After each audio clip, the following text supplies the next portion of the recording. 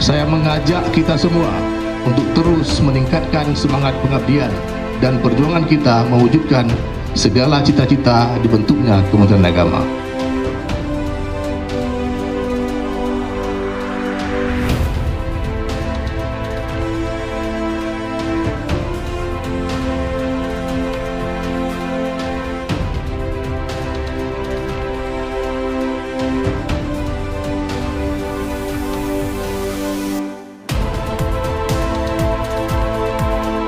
Hari Amal Bakti Kementerian Agama Republik Indonesia ke-78 tanggal 3 Januari tahun 2024. Siap, laksanakan.